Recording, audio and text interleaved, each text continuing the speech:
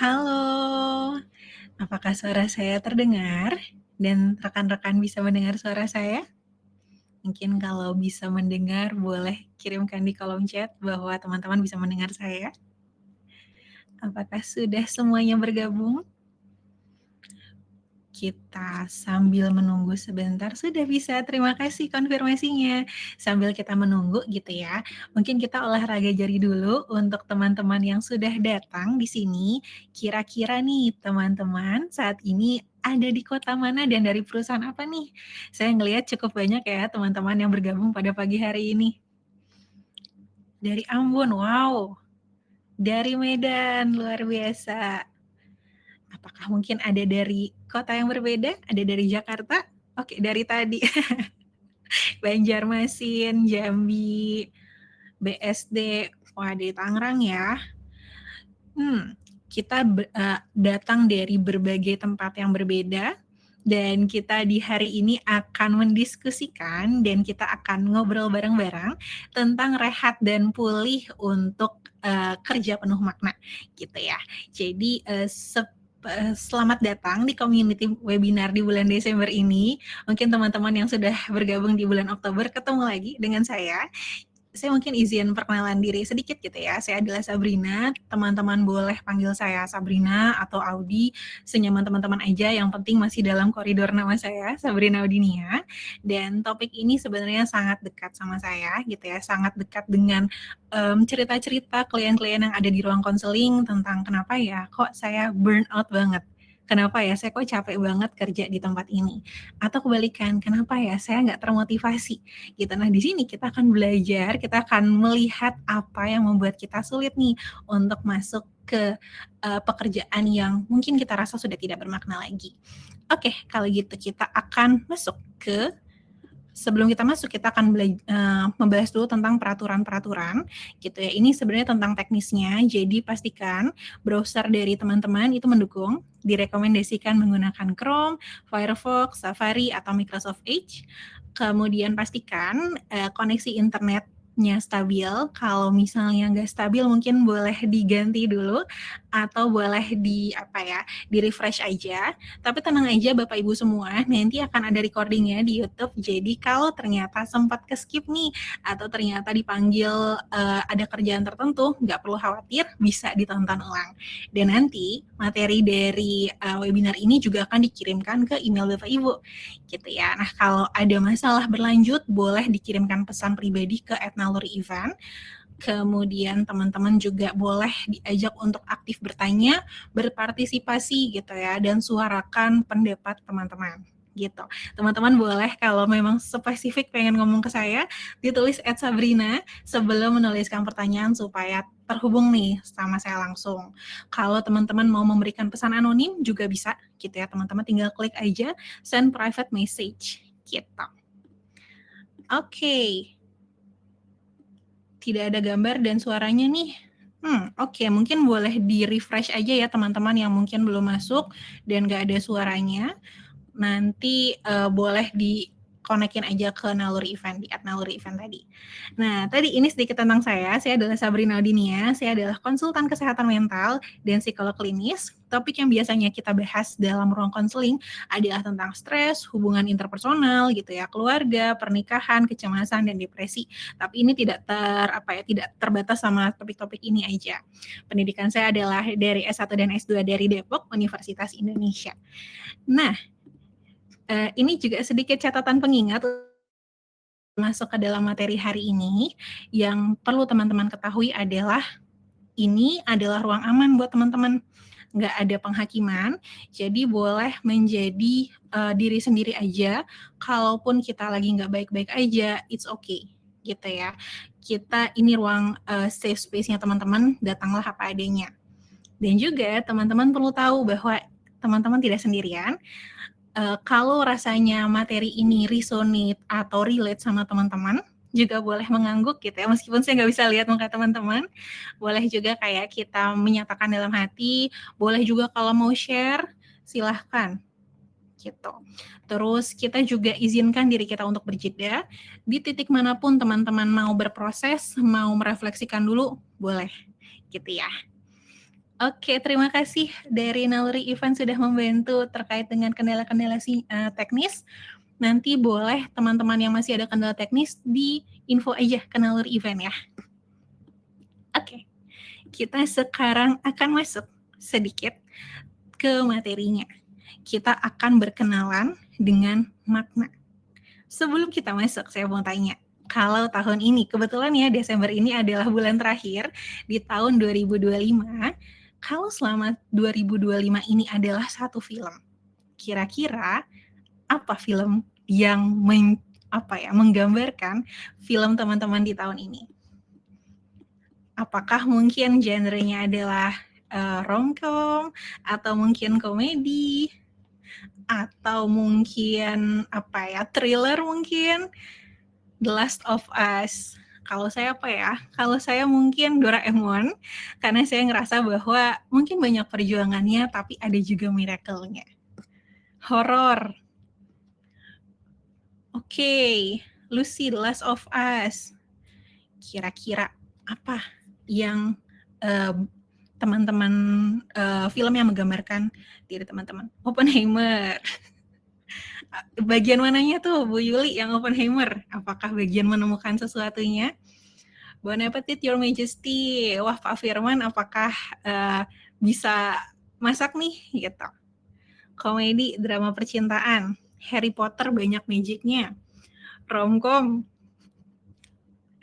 Kira-kira apa? Sebenarnya ini mengajak kita untuk merefleksikan apa nuansa umum atau tema umum dari tahun kita di tahun ini. Nah, The Calling. Mungkin kita sambil berpikir gitu ya. Apa ya Mbak? Mungkin kalau saya lebih cenderung Doraemon karena tadi ya, meskipun ada plot twist-nya, tapi ada lucu-lucunya juga, tapi ada susah-susahnya juga, tapi ada miracle-nya juga. Nah, ini mungkin bisa jadi pertanyaan teman-teman yang bisa direfleksikan ketika lagi bengong-bengong di bulan ini. Apa ya, bulan ini kalau sekarang kan lagi hits untuk Spotify Rap ya. Nah, kalau dalam film kira-kira apa? Drama orang ketiga, wow, film keberuntungan. Oke, sekarang kita akan coba nih ngelihat bahwa sebenarnya dalam kita membentuk pekerjaan yang bermakna, itu ada 3 pilar yang kita bisa lakukan. Pertama rewind, kedua recharge, dan ketiga reconnect. Kalau kita lihat ketiganya adalah mengulang kembali, rewind, recharge, ngisi kembali, reconnect, terhubung kembali. Ketiga hal ini yang akan kita bahas satu persatu dalam seluruh webinar hari ini. Jumbo, emang tahun ini lagi hits ya Jumbo. Oke, kita akan masuk ke bagian yang pertama, rewind. Rewind tuh kalau kita bayangkan film gitu ya, ini adalah bagian kita flashback-nya nih. Kita akan coba memutar kembali kenangan-kenangan tertentu atau mungkin hal-hal yang bermakna buat kita. Ada yang familiar dengan gambar ini atau quotes ini mungkin? With great power comes great responsibility. Kira-kira apakah mungkin pernah mendengarnya? Spider-Man, betul. Jadi sebelum kita masuk lebih jauh gitu ya dalam proses rewind, saya ingin mengajak teman-teman membayangkan satu hal sederhana, itu adalah film. Kita semua mungkin punya film favorit masing-masing ya, dan salah satu yang paling terkenal ini adalah Spider-Man ini. Teman-teman mungkin kalau ingat satu kutipan yang ikonik nih, yang tadi ya, yang ada di layar ini, with great power comes great responsibility. Dengan kekuatan yang besar, datang juga tanggung jawab yang besar. Nah, kutipan ini tuh sebenarnya menurut saya menarik banget ya, bukan hanya karena sering dikutip juga gitu ya, masuk quotes-quotes, tapi karena ini menjadi fondasi yang ngebentuk Peter Parker atau karakter dalam Spider-Man ini. Kenapa dia bisa jadi Spider-Man seperti yang kita kenal? Kalau kita rewind lagi di ceritanya, kita bisa ngelihat bahwa Peter ini nggak langsung jadi sosok yang bertanggung jawab. Ada background story-nya yang membentuk dia. Tumbuh bersama bibinya dan pamannya, kehilangan figur yang dia sayangi, lalu kejadian besar yang bertubi-tubi dalam hidupnya. Gitu. Nah, dari sinilah analogi yang saya mau ajak teman-teman pikirkan hari ini adalah kalau setiap dari kita juga punya origin story dari Spider-Man, kira-kira apa yang membentuk kita ada di sisi ini, di titik ini? Apa yang membuat kita memilih jalur ini? Atau mungkin kita tidak punya pilihan, tapi apa hal yang berkontribusi untuk membuat kita ada di sini? Gitu. Apa sih yang bikin kita punya gaya sendiri? Apa yang membuat kita punya nilai tertentu? Kadang kita lupa bahwa sebelum sampai di pekerjaan kita yang sekarang, ada begitu banyak skenario, scene dalam hidup kita yang membentuk kita. Sama kayak film. Jadi ketika kita bicara soal rewind, kita lagi menengok kembali nih ke film kita yang sebelumnya, background story kita sendiri. Momen masa lalu apa sih yang mungkin berkontribusi? Siapa paman Ben yang ada dalam hidup kita? Dan pengalaman yang menumbuhkan kita tuh apa sih untuk ada di titik ini? Saya ngeliat di kolom chat sepertinya teman-teman masih ada yang ada gangguan ya. Apakah teman-teman ada yang bisa mendengar saya dengan jelas tapi? Jelas ya? Oke, untuk teman-teman yang mungkin bermasalah dalam jaringan mungkin atau device-nya, boleh nanti ditonton ulang aja, akan ada di YouTube. Oke? Nah, kita akan lanjut lagi untuk kenalan nih sama background story kita. Ini ada beberapa pertanyaan yang teman-teman bisa ingat-ingat lagi. Nah, kita berhenti sejenak untuk melihat ke belakang. Ketika kita kecil, pengalaman, minat, atau momen apa yang membuat kita ada di kerjaan kita sekarang? Apakah mungkin kita pernah nonton di TV gitu ya? Atau mungkin mentor? Atau mungkin guru BK? Kira-kira apa? Atau mungkin kita pernah terinspirasi dari apa sih yang membuat kita ada di momen ini? Oke, udah bisa ya Bu Febri ya? Sip, kalau gitu. Kira-kira apakah mungkin orang tua kita atau mungkin dari tokoh yang membuat kita terinspirasi gitu ya. Itu mungkin kita bisa cek jangan-jangan apa yang membuat kita terinspirasi itu. Terus atau mungkin ada keadaan hidupmu yang bikin jalan kamu seperti ini. Kalau aku sendiri, aku kan psikolog ya. Apa yang membuat aku menjadi psikolog? Aku sering banget bertemu dengan orang-orang yang menanyakan, "Sap," gitu ya, atau "Audi," gitu ya, "kamu kenapa sih memilih untuk mendengarkan cerita orang? Bukannya capek ya?" Nah, ada momen kecil yang sebenarnya itu aku ingat banget satu hari di mana ada temanku atau ada orang terdekatku yang punya kondisi kesehatan mental tertentu. Dan pada saat itu aku merasa nggak berdaya. Dan dari situ aku pengen banget jadi psikolog. Dan itu yang memotivasi aku sampai saat ini. Kenapa aku tidak membuat profesi ini menjadi beban buatku. Dan itulah yang perlu teman-teman cari tahu. Momen apa yang membuat kita yakin atau membuat kita memilih jalan ini. Entah itu teman-teman sebagai engineer, atau teman-teman ada di office, atau teman-teman ada di site, apapun itu, momen apa yang membuat kita ada di sini. Itu membantu kita untuk terhubung kembali, terkoneksi kembali sama apa yang membuat kita penting, menurut kita penting. Sekarang kita akan coba cek gitu ya. Ada teori flow. Ini kira-kira bacanya gimana? Ada yang tahu bacanya gimana? Bahasanya tulisannya agak belibet ya. Tapi sebenarnya cara bacanya itu sederhana, yaitu adalah Csikszentmihalyi. Jadi ini adalah cara kita untuk benar-benar engage dalam pekerjaan. Ini konsep flow ini sebenarnya bagian dari psikologi positif. Flow ini mungkin teman-teman pernah alamin meskipun nggak benar-benar sadar bahwa itu namanya flow. Nah, flow itu apa sih?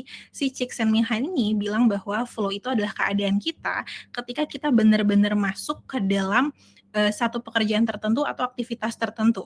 Sampai rasanya kita tenggelam kayak tiba-tiba, loh kok udah jam 2 aja nih, oh kok tiba-tiba udah jam makan siang, gitu.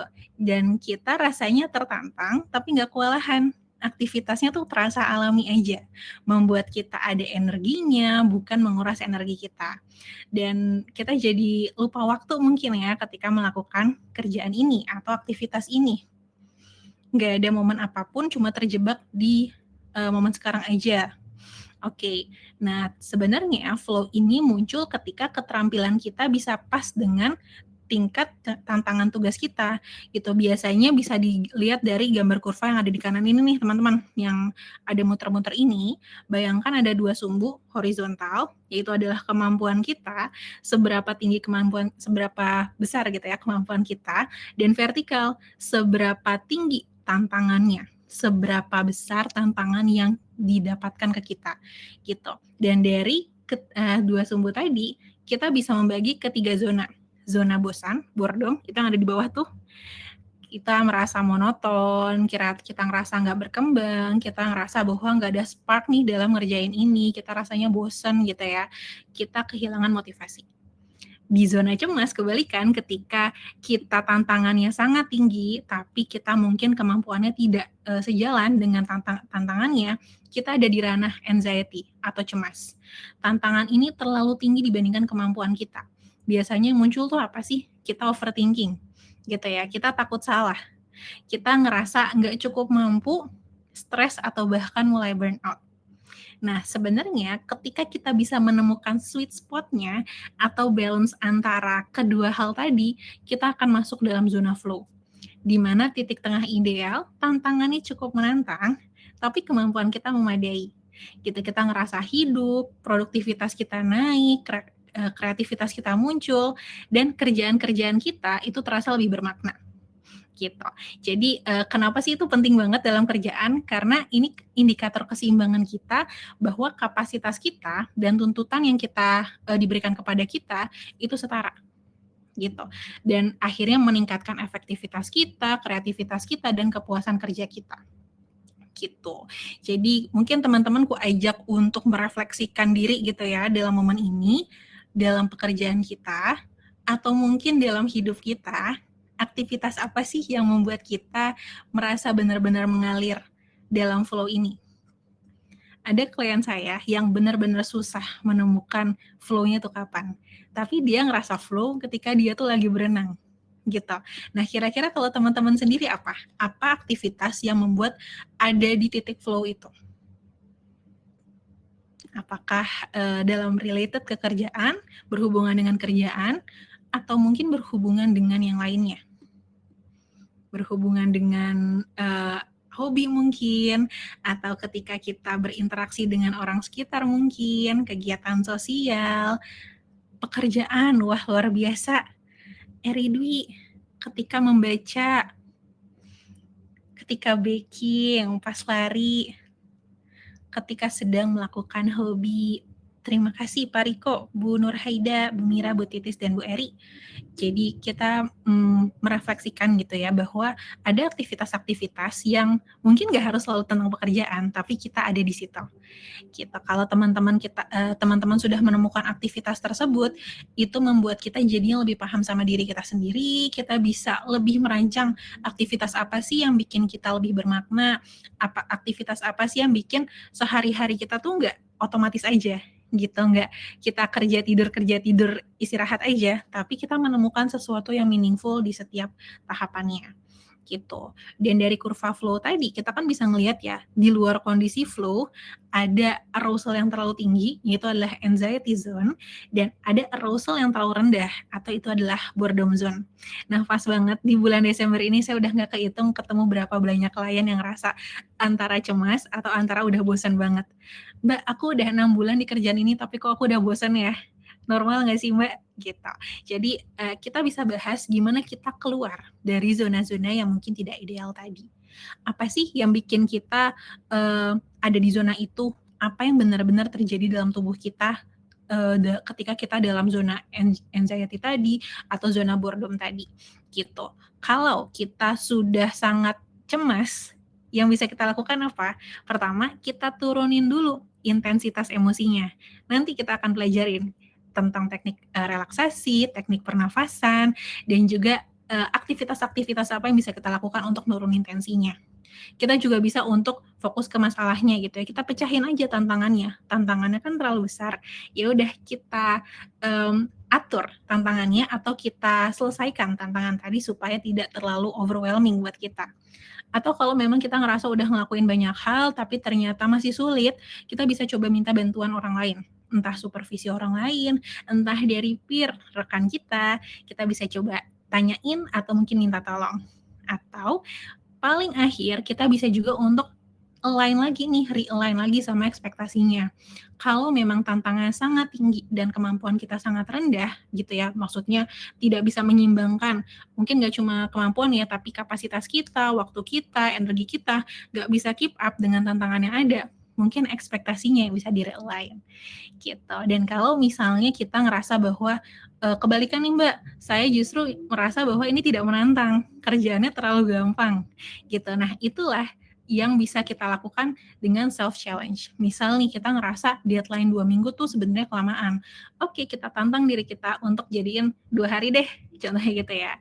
Atau kita ngerasa kita bisa melakukan penambahan makna, reframing purpose. Nah, nanti kita akan bahas di bagian ketiga nih, gimana caranya kita menambahkan makna dari setiap aktivitas kita.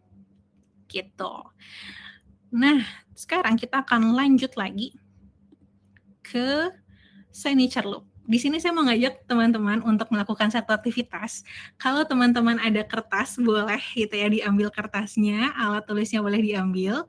Saya akan mengajak teman-teman untuk tanda tangan.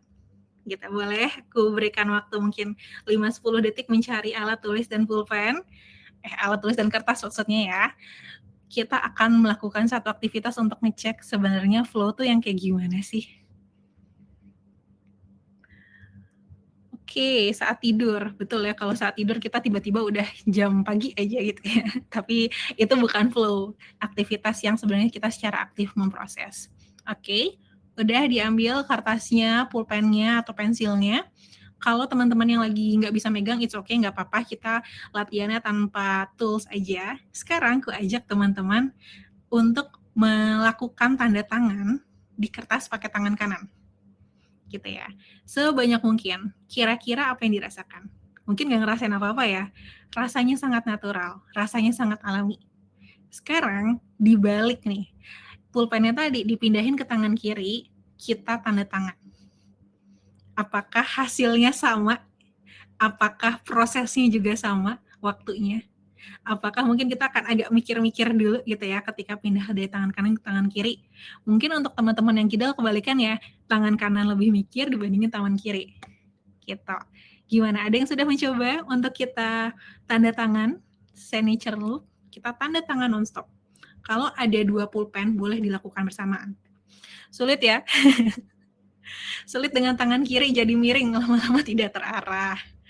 Susah bentuknya jadi nggak jelas. Susah, sulit, berantakan. Tangan kiri jadi jelek. Kiri pasti sulit. Kalau tanda tangannya di mirror, hasilnya lebih baik jadi mirror ya. Enggak, harusnya bikin sama. Sulit ya. Oke, kalau kita menggunakan tangan kanan atau tangan dominan kita, kalau teman-teman tangan kiri menggunakan tangan kiri, adalah itu gambaran ketika flow. Rasanya natural, rasanya sangat alami. Dan tadi, cepat. Tapi kalau misalnya pakai tangan kiri tadi, mungkin itu jadinya tantangannya lebih tinggi dibandingin sama kemampuan kita ya. Gitu. Oh, kita perlu align lagi nih garisnya dibandingin sama yang pakai tangan kanan. Gitu. Nah, itu gambaran kalau misalnya kita sudah ada di fase tadi, fase di mana kita benar-benar natural untuk bekerja, natural untuk melakukan aktivitas, itulah flow. Kalau belum, kita bisa coba menanyakan ke diri kita sendiri. Kira-kira kita ada di fase mana nih? Apakah di bagian anxious atau jangan-jangan di bagian yang lagi boredom? Dan itu bisa menjadi tanda buat kita apakah kemampuan yang kita tingkatkan atau tekanannya yang kita adjust lagi atau sebaliknya. Gitu, mana yang bisa kita kendalikan dan mana yang nggak bisa kita kendalikan gitu. Nah, ini yang tadi aku bilang ya, bahwa yang pertama itu terasa mengalir sampai nggak disadari kita bisa tanda tangan, itu flow. Tapi kalau yang kedua rasanya tuh kaku, penuh usaha gitu ya, tadi ada yang bilang berantakan, makin ke bawah makin miring. Nah, dalam kerjaan flow ini muncul ketika keterampilan kita sesuai dengan tantangan, jadi mulus dan hampir otomatis. Tapi kita juga nggak bosan juga karena itu terpenuhi nih tantangannya kita. Oke, kita sudah masuk ke bagian pertama, di mana kita sudah mengingat kembali, rewind ya. Kita kalau bayangkan kita adalah film, kita tuh lagi bagian flashback. Apa sih yang penting? Gitu ya. Kenapa kita bisa ada di titik ini? Apa yang bikin kita mungkin milih jurusan ini atau pekerjaan yang ini? Itu mungkin bisa memberikan kita reminder bahwa kita pernah ada loh di titik di mana seingin itu di titik ini. Kita benar-benar dulu kita kecil atau kita muda, kita pengen ada di titik ini. Gitu. Dan yang kedua adalah recharge. Kita isi kembali energi kita. Kita udah mungkin kita sudah capek gitu ya setahun dalam dari Januari sampai Desember sudah banyak kerjaan yang kita lakukan, sudah banyak aktivitas yang kita lakukan, dan bisa jadi tangki energi kita lagi menipis. Baterai health kita lagi jelek nih gitu ya. Dan yang jadi masalah adalah mau kita bisa atau enggak, kemampuan kita setara atau enggak, kalau kitanya enggak terisi penuh energinya atau energi kita nggak cukup, kita nggak bisa masuk ke flow tadi. Jadi penting untuk kita nge-recharge diri kita sendiri gitu. Nah, kalau teman-teman membayangkan recharge atau healing gitu ya, kalau bahasa anak sosmed, kira-kira yang teman-teman bayangin tuh apa sih? Kalau di ruang konseling biasanya klien-klien saya akan langsung bilang, saya mau liburan ke Bali Mbak. Ada mungkin teman-teman yang dari Bali, saya tidak perlu ke Bali karena saya sudah bekerja dari Bali misalnya gitu ya. Tapi banyak orang yang ngerasa bahwa healing itu harus keluar kota, harus mengeluarkan biaya yang besar.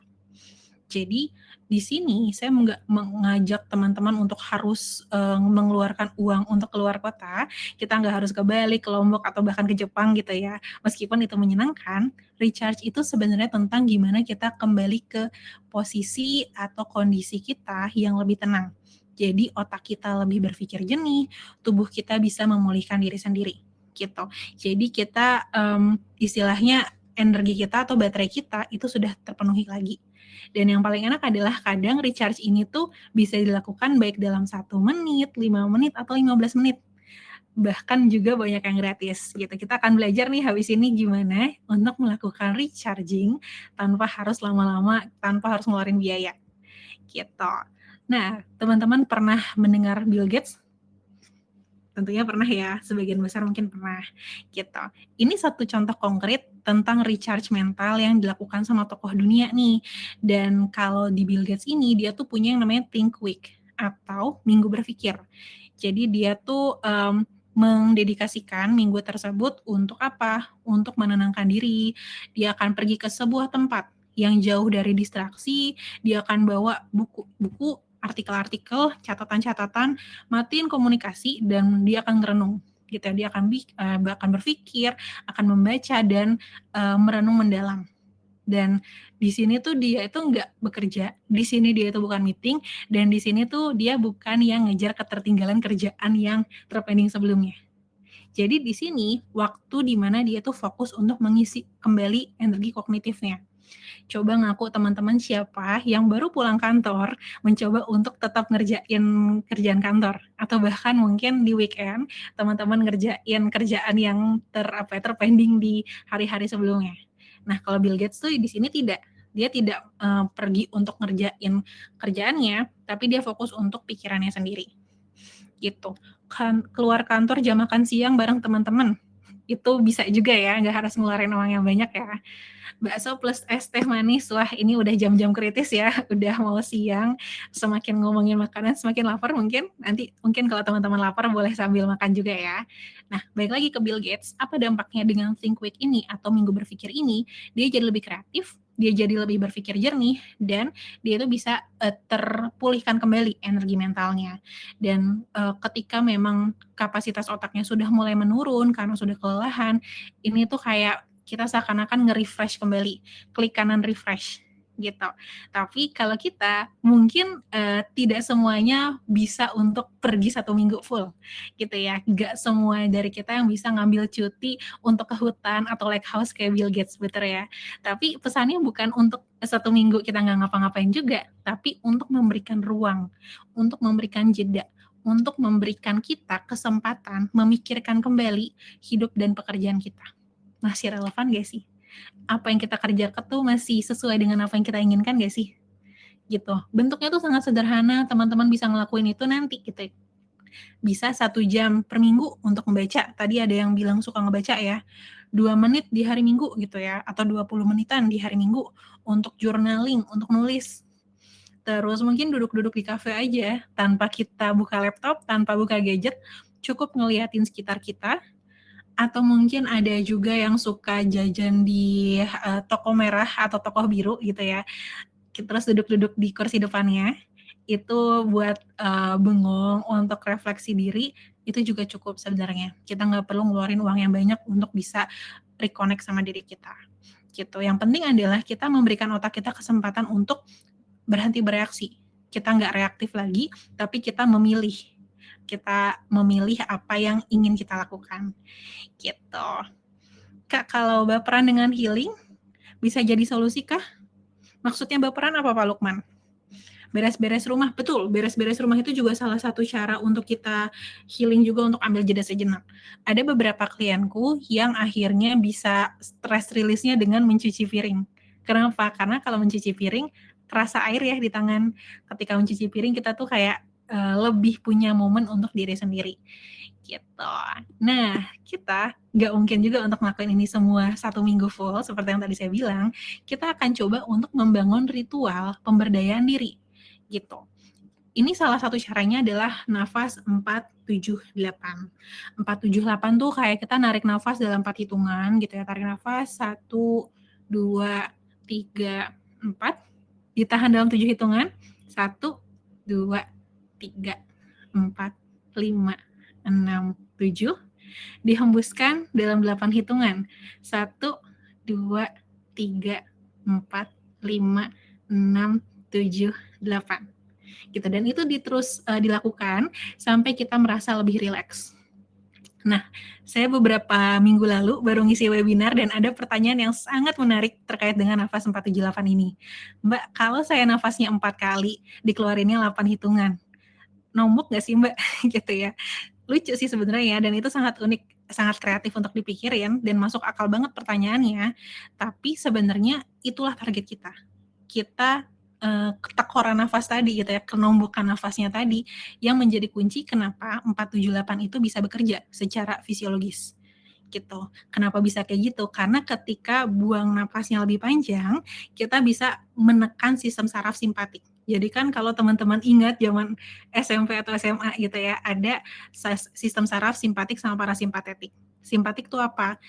Sistem saraf yang bekerja ketika kita lagi waspada. Sedangkan parasimpatetik adalah ketika kita tuh lagi rest, ketika kita lagi relax gitu. Ketika kita buang nafas, itu tuh lagi menekan saraf simpatik kita. Jadi kayak kita diajak untuk deg-degannya dikurangin gitu ya. Kemudian nafas pendeknya jadinya lebih panjang. Tubuh kita yang fight or flight tadi diganti menjadi rest gitu untuk menekankan bahwa kita tuh tidak sedang dalam mode bahaya banget loh. Kita sedang tidak dalam mode ancaman banget loh. Tuh kan bener ada ya yang bilang bahwa nahannya lama banget Mbak. Itu pertanyaan yang sangat valid gitu.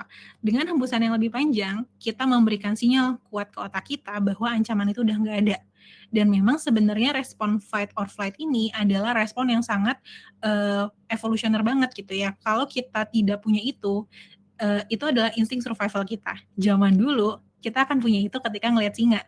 Kalau manusia nggak punya respon itu, mungkin kita udah punah karena ketika ngelihat singa kita akan santai aja gitu. Tapi ketika kita bekerja kadang tingkat apa ya ancamannya tidak sama seperti kita jalan sama singa gitu. Jadi nggak harus kok kita menyamakan presentasi depan atasan dengan dimakan singa gitu. Itu yang mengajak kita untuk oke, turunin lagi gitu. Selain itu sebenarnya juga ketika kita nahan nafas dan kita buang nafas, itu kita lagi menyeimbangkan CO2 dalam badan kita untuk dikeluarin. Gitu. Jadi lebih banyak ya oksigen yang tarik, terus dikeluarinnya kan CO2 ya gitu. Jadi karbon dioksidanya lebih banyak yang keluar. Jadi tariknya 4 detik, ditahannya 7 detik, dikeluarinnya 8 detik. Dan dengan kita exhale sebenarnya itu adalah part yang menenangkan detak jantung juga. Kalau teman-teman sadar ketika kita narik nafas, detak jantung kita tuh lebih sedikit terpompa dibandingin sama ketika kita buang nafas gitu. Dan itu sebenarnya ada istilah ilmiahnya respiratory sinus arrhythmia.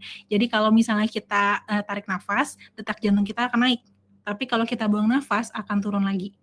Gitu. Jadi kalau dibilang tekor nggak sih Mbak? Justru itu ketekoran itu yang ada penjelasan biologisnya kenapa kita bisa lebih rileks kalau 4, 7, 8 ini gitu.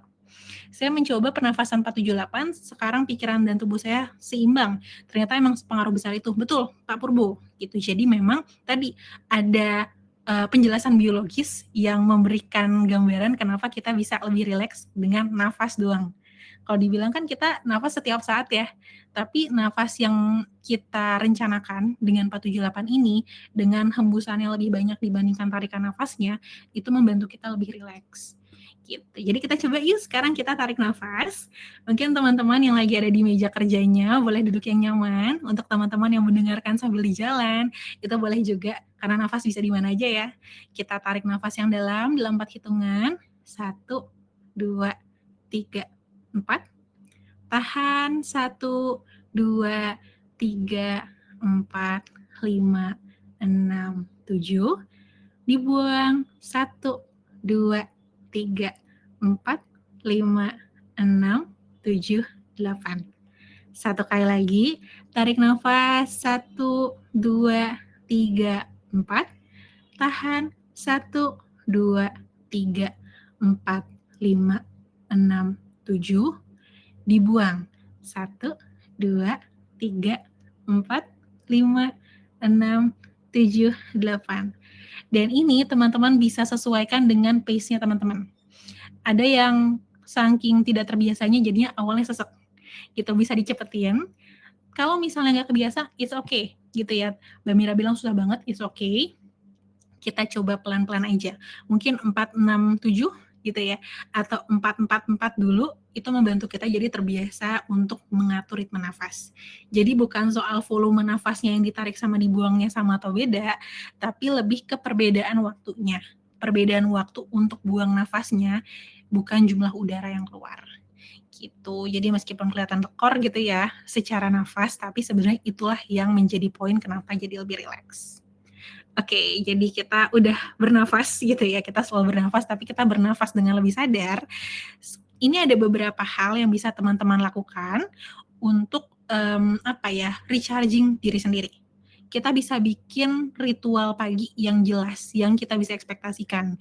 Contoh nih, kita selalu minum kopi pagi-pagi. Oke, setiap kita bikin kopi atau setiap kali kita minum kopi, kita bikin satu target spesifik harian gitu. Atau kita riset diri 2 menit sebelum rapat. Misalnya nih kita udah mulai deg-degan mau rapat, ya udah kita ambil 2 menit untuk tarik nafas kayak tadi. Gitu. Pas buang sampai nunduk-nunduk sampai sampai tarik nafasnya ya, merasa lebih enak. Nah, nanti teman-teman bisa latihan ya di luar sesi ini. Riset tawa di sore hari. Jadi teman-teman bisa coba nge-save-savein atau nyimpen-nyimpenin tontonan-tontonan yang menurut teman-teman lucu gitu ya. Beberapa klienku ada yang bikin playlist khusus gitu ya di YouTube untuk bikin apa aja yang mereka akan tonton ketika mereka lagi sedih atau mereka lagi capek.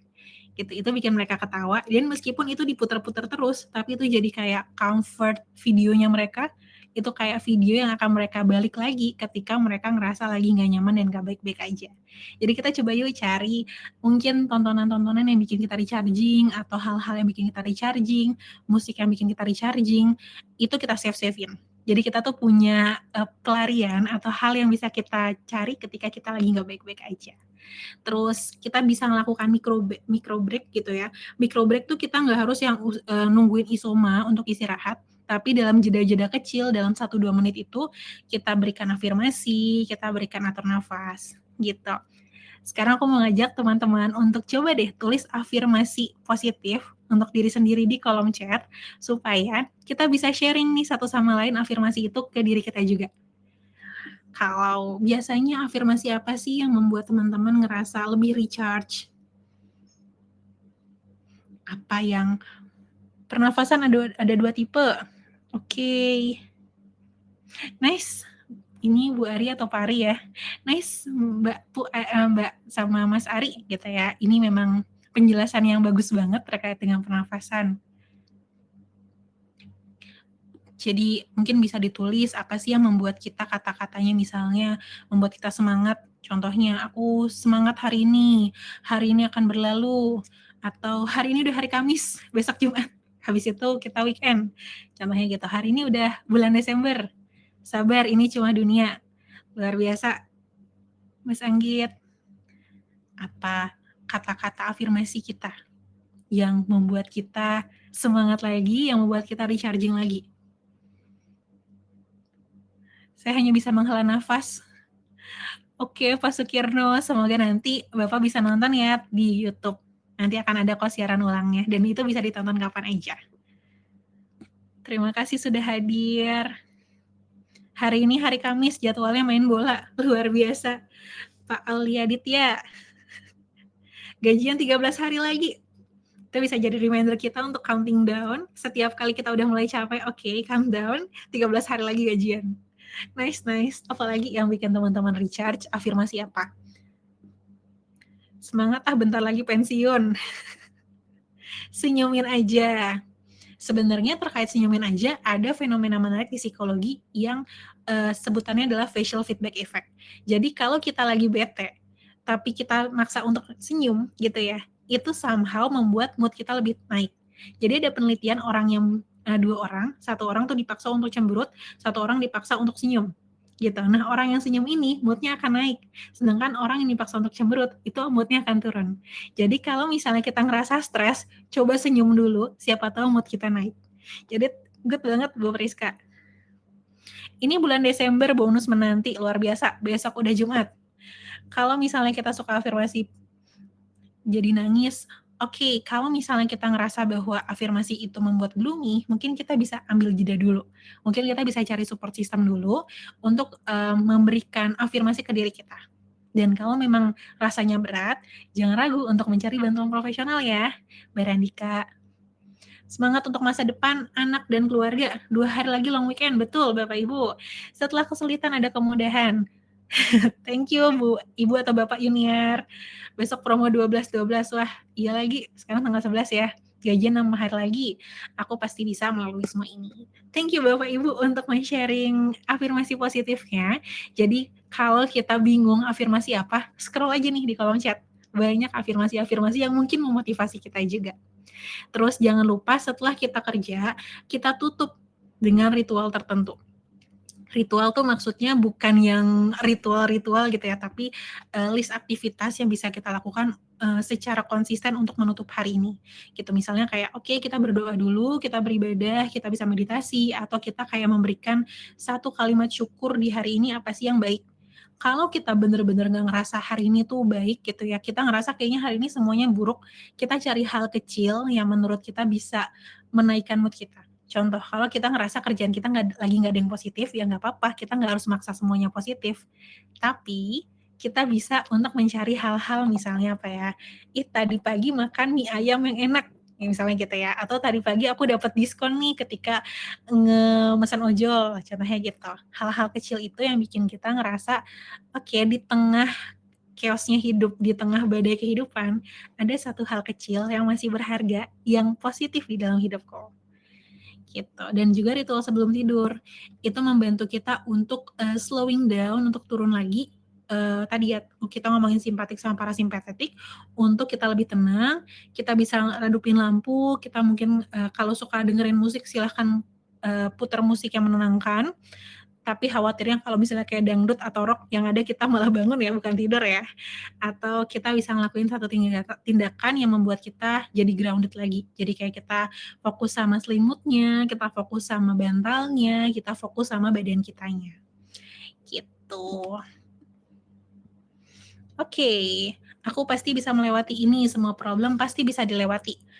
Buat yang lagi on survival mode gimana Mbak? Nah, kita perlu lihat dulu nih Mbak Mira, survival modenya seperti apa? Ada nggak yang bisa kita kendalikan? Kalau misalnya memang kita ngerasa ada yang bisa kita kendalikan, kita coba bisa ke sana dulu atau kita butuh bantuan orang. Ada nggak sumber daya yang kita punya untuk mengendalikan itu? Kalau memang nggak ada yang bisa kita kendalikan terkait dengan situasinya, kita bisa fokus ke diri sendiri dulu. Atur nafas dulu, ambil jeda dulu, kita afirmasi diri dulu. Gitu. Bu Noviana, afirmasiku, aku dicintai Allah, aku berharga dan aku sedang dalam perjalanan menuju kebaikan yang telah Dia tetapkan. Luar biasa ya Bu Noviana. Kalau hal tersebut dilakukan di awal hari atau pagi hari apakah bisa? Karena terkadang malam hari banyak distraksi. Bisa banget, Mbak Nabila. kita bisa menentukan satu hari di mana kita tuh cukup nyaman untuk ngelakuin itu. Bisa pagi-pagi baru bangun, bisa sebelum berangkat, bisa baru pulang gitu ya. Tadi, kapan kita butuh nge-recharge energi kita. Kalau kita bangun tidur aja rasanya nggak 100%, mungkin kita bisa ngelakuin aktivitas tadi. Atau ketika kita pulang, kita udah sangat drain, kita udah sangat terkuras habis energinya, kita isi lagi pelan-pelan supaya ketika sampai rumah nggak bener-bener kosong. Karena ada beberapa kasus di mana gini, mereka orang tua atau mungkin mereka adalah punya tinggal sama keluarga yang kalau di rumah itu butuh energi juga yang perlu dikeluarkan. Jadi aku rekomendasikan sebelum nyampe ke rumah, kita seenggaknya punya cadangan energi yang masih bisa kita pakai. Gitu. Allah tidak akan menguji seseorang melebihi kemampuan atau kapasitasnya. Nice, Pak Riko.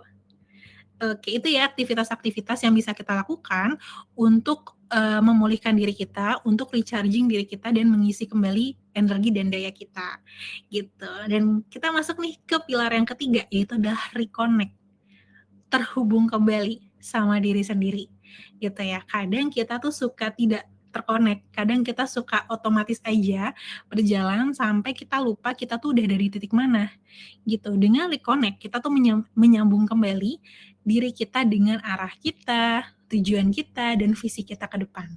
Jadi kalau tadi kita recap dikit ya, setelah kita ngelakuin rewind, kita flashback lagi, apa sih yang bikin kita ada di titik ini?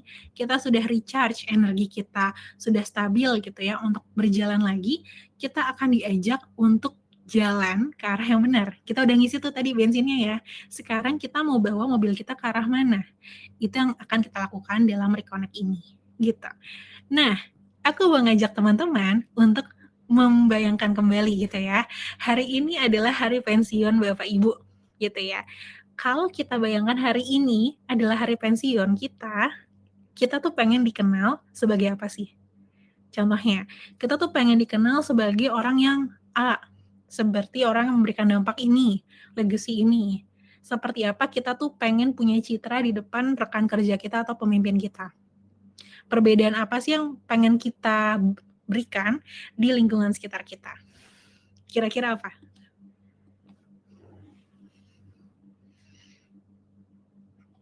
Kalau orang lain yang sedang tidak baik-baik aja, gimana cara kita bantu ngebalikin mood-nya? Oke, tergantung dari kondisi orang itu ya.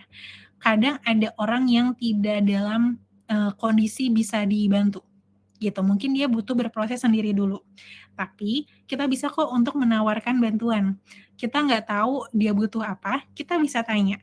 Kalau dia memang lagi tidak punya kapasitas untuk itu, kita bisa menyampaikan bahwa kita ada di sini.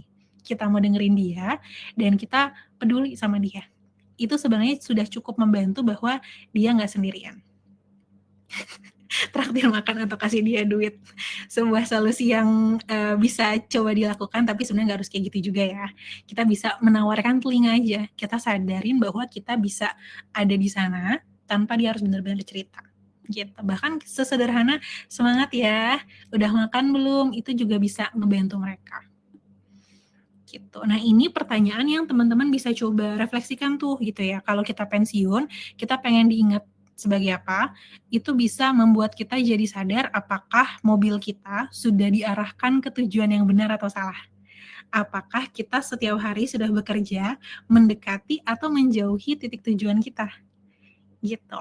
Ada nggak sih mungkin keraguan atau mungkin penyesalan yang belum sempat kita lakukan dibandingkan sama apa yang sudah kita lakukan gitu. Karena di beberapa klien saya yang mungkin sudah memasuki hampir usia pensiun, mereka lebih banyak cerita bahwa mereka lebih banyak menyesalnya karena nggak nyoba dibandingkan menyesal karena nyoba gitu. Jadi kita di sini diajak untuk oke, kalau hari ini aku pensiun, aku nyesel karena nggak ngapain ya gitu. Itu mungkin bisa menjadi reminder kita bahwa ya udah kita lakuin aja.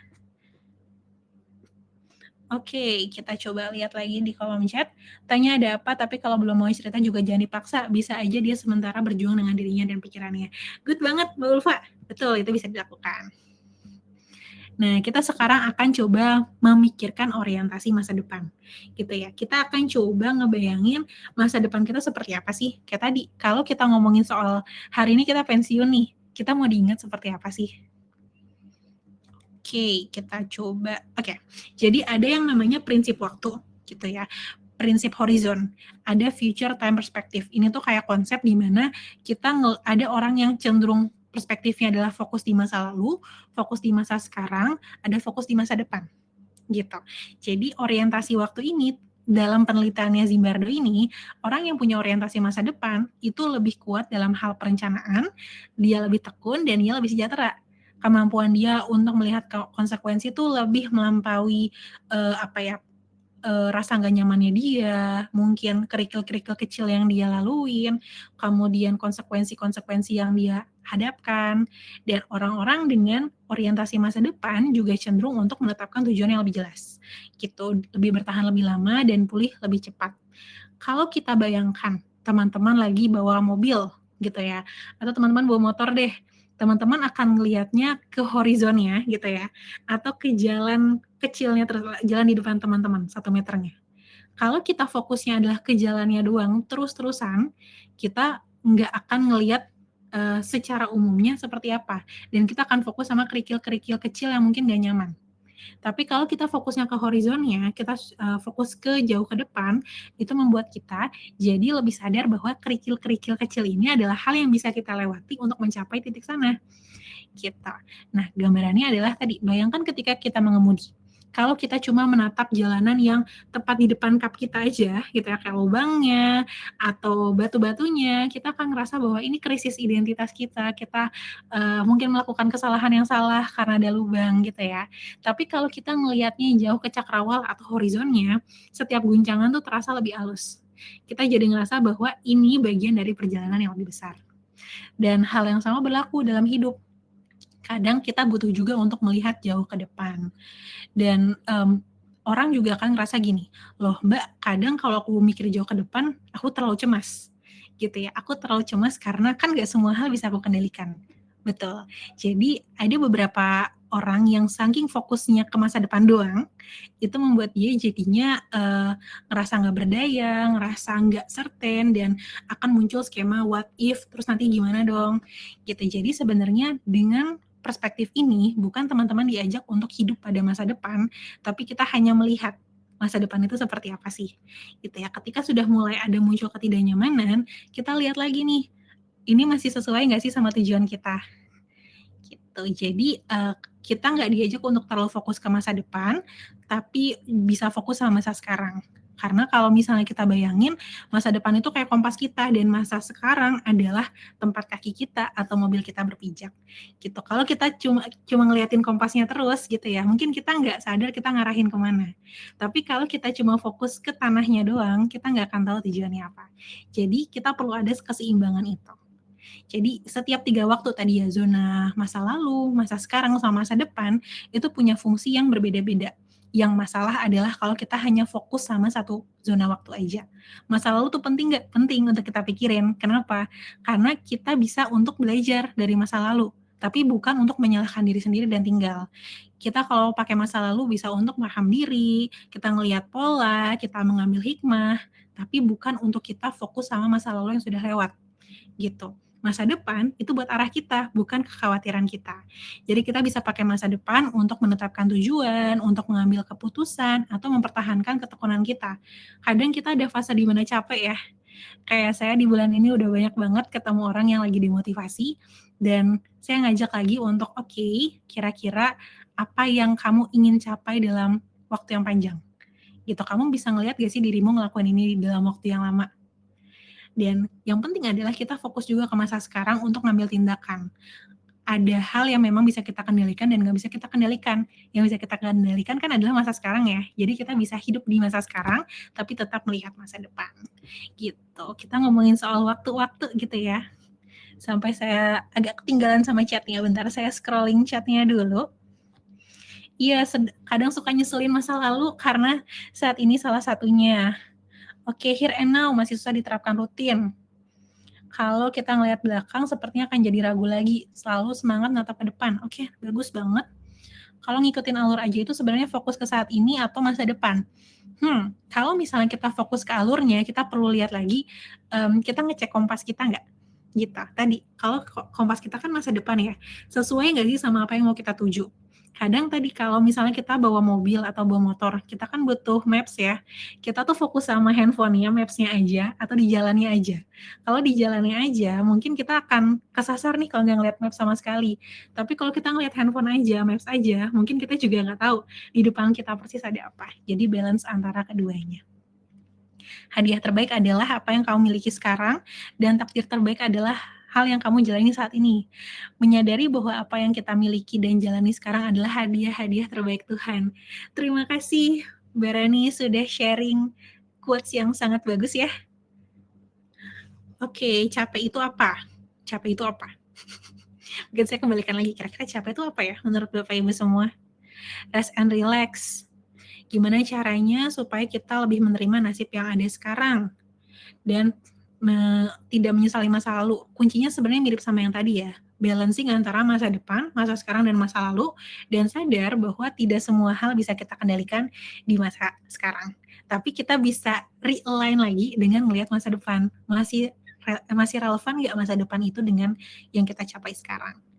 Gitu. Nah, ini rancangan tahapan yang terarah dan terukur gitu ya. Teman-teman bisa ngelakuin apa? Ini contohnya, kita bisa ngerancang tahapan-tahapan itu dengan kita bayangin usia target kita untuk mencapai sesuatu tuh di usia berapa. Terus kita kurangin usia kita dengan saat ini. Contohnya gini, saya mau jadi manajer di usia 50. Dikurangin usia saat ini, misalnya sekarang saya usianya 40, saya punya usia 10 tahun untuk mencapai target itu. Gitu. Jadi saya punya waktu 120 bulan untuk mencapai target saya jadi manajer. Artinya, kita coba ngelakuin itu dalam 120 bulan tuh mau ngapain aja nih. Nah, itu yang bisa teman-teman lakuin. Jadi misalnya dalam 40 bulan pertama, kita buat level 1, 40 bulan kedua, kita buat level 2, 40 bulan ketiga, level 3. Apa yang bisa kita lakukan setiap levelnya? Kayak gini nih. Jadi ada warna-warnanya ya. Dari Januari 2025, udah lewat ya, Januari 2026 misalnya gitu ya, sampai April 2029, gitu. Itu apa sih yang mau kita coba lakuin, terus juga dari Mei sampai Agustus, September 31 sampai Desember 34, gitu. Jadi kita coba bisa membagi chunking gitu ya, kita kayak pecah-pecah target-target kita menjadi sesuatu yang lebih realistis, gitu. Apakah kita masih ada yang Oke, jadi kalau misalnya kita bisa merecap lagi, kita sudah membahas 3 pilar dari menjalani pekerjaan yang bermakna. Apa sih rewind? Kita ingat lagi kenapa kita ada di titik ini. Istilahnya film, apa sih momentum yang membuat kita ada di titik sekarang? Siapa Uncle Ben-nya kita yang bikin kita mau setangguh sekarang di titik ini? Mungkin ada karakter yang menginspirasi kita, siapakah itu dan kenapa? Recharge itu adalah kita isi lagi energi kita supaya kita bisa menjalani hidup kita dengan bermakna. Kita nggak bisa tuh berjalan sehari-hari ketika kita aja energinya habis. Gitu ya. Mungkin kita butuh istirahat dulu dan minum air putih dulu untuk melanjutkan perjalanannya. Setelah kita mengingat lagi maknanya dan kita recharge lagi, ngisi energi kembali, kita reconnect lagi. Oke, apa nih yang mau aku cari? Apa nih yang mau aku kejar? Kita cari tujuannya mau kemana. Reconnect sama diri sendiri, nilai kita, value kita, apa yang benar-benar bermakna buat kita. Gitu. Nah, wah sudah ada di akhir penghujung acara ya. Jadi mungkin sebelum aku skimming ke pertanyaannya, ini ada beberapa dukungan dan sumbernya yang teman-teman bisa lakukan atau ambil gitu ya dari Naluri, adalah ada akses text line gratis dari Naluri. Jadi teman-teman bisa menggunakannya dan ini 24 jam. Teman-teman kalau mau chat itu bisa gitu, dan ini sudah ada nih handout-nya. Kalau teman-teman mau download silahkan, sudah ada di kolom handout tinggal di-download aja. Nah, teman-teman boleh screenshot juga kalau ingin. Kemudian konsultasi one on one, teman-teman bisa juga untuk me-reach out konsultan-konsultan Naluri, salah satunya ada saya. Kalau teman-teman mau ngobrol sama saya bisa untuk kita waktukan gitu. Terus juga ada gratis nih, kita menilai kesejahteraan emosional kita seperti apa. Ini nggak nyampe 3 menit gitu ya. Ini 100% anonim dan kita bisa tahu kesejahteraan emosional kita seperti apa. Mungkin boleh di screenshot dulu, nanti di luar webinar ini boleh dicoba. Terus aplikasi dan website Naluri, yuk monggo kita download Naluri supaya kita punya akses ke beberapa sumber daya kesehatan mental. Jadi mari tetap terhubung dengan kita, ikuti akun-akun sosmednya Naluri, ada @naluri.live baik di Facebook atau Instagram. Oke, kita masuk ke sesi tanya jawab dan jangan lupa teman-teman boleh juga untuk klik feedback form yang ada di kiri bawah layar teman-teman. Oke, kita akan scroll. Tadi, bagaimana jika seseorang menjalani hidup tanpa memiliki tujuan atau target tertentu, Kak? Ia tetap berusaha menjalani setiap momennya dengan optimal dan maksimal sehingga tujuan dan pencapaiannya bukan dijadikan tolak ukur keberhasilan. Oke, sebenarnya kita tergantung, ini bisa jadi masalah buat seseorang, bisa juga enggak, gitu. Tapi apabila situasi ini mulai membuat kita jenuh, mulai membuat kita ngerasa hampa, akan lebih baik untuk kita isi lagi tujuan kita apa, atau target kita apa. Tapi kalau kita ngerasa bahwa sebenarnya nggak masalah sih Mbak selama ini dan saya ngerasanya senang-senang aja, ya udah, it's okay gitu. Nggak apa-apa juga Pak Prakoso untuk ada di titik itu gitu. Cuma memang direkomendasikan supaya bahan bakarnya sustain, itu kita punya nih tujuan atau target tertentu. Nggak harus tujuan atau target dalam arti sesuatu yang tercapai nggak tercapai, tapi bagaimana value yang mau kita kejar. Contohnya gini, mungkin kita nggak harus punya kejar jabatan tertentu. Oke, saya mau jadi manajer atau saya mau menghasilkan tertentu gitu ya. Tapi kita ngerasa bahwa hal yang valuable buat kita adalah terhubung nih sama orang-orang sekitar. Artinya, apakah pekerjaan kita atau aktivitas kita sehari-hari membuat kita terhubung atau enggak, gitu. Kalau kita menghadapi situasi saat ini yang men-trigger trauma di masa lalu, gimana tips dan solusi agar tidak teringat trauma masa lalu yang terlalu lama? Kalau sudah sampai level trauma, saya sebenarnya menyarankan untuk cari profesional ya Mbak Hapsari. Karena ketika sudah sampai taraf trauma, artinya ada respon fisik yang muncul. Kita deg-degan, kita akan bergetar, kita akan kebawa mimpi, dan itu nggak sehat. Kalau memang itu tidak bisa kita kendalikan dan kita kelola pikirannya, kusarankan untuk mencari dukungan profesional, gitu. Capek disuruh supaya kuat dan sabar terus. Peluk jauh untuk Mbak Ririn, jadi memang kadang kita butuh istirahat ya dan nggak harus untuk kuat dan sabar. Sama kayak kita maraton, kita nggak harus sprint terus selama berapa, 10 kilometer, yang ada kita gempor ya. Mungkin kita butuh jalan dikit dulu gitu ya, mungkin kita perlu memperlambat larinya kita, supaya kita bisa minum dulu untuk melipir dulu.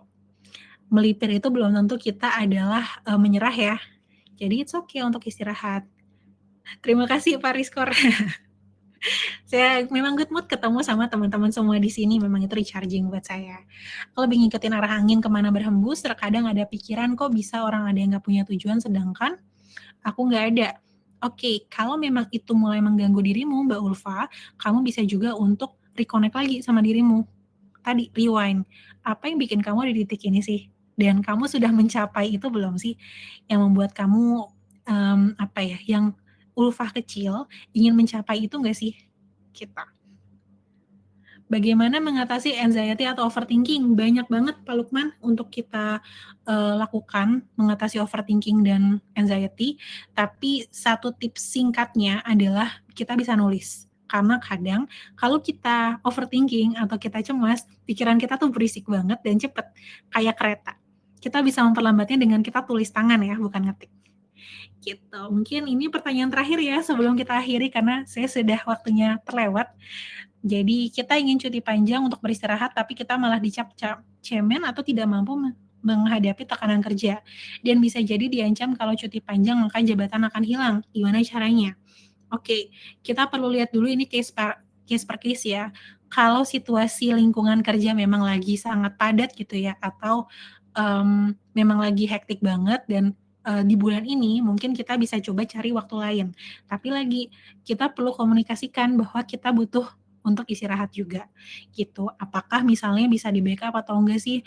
Kalau benar-benar nggak bisa, cuti panjang itu diambil, seenggaknya kita maksimalkan waktu-waktu kecil yang ada di sekitar waktu itu. Misalnya weekend atau ketika baru pulang kantor, kita maksimalkan dengan micro break tadi.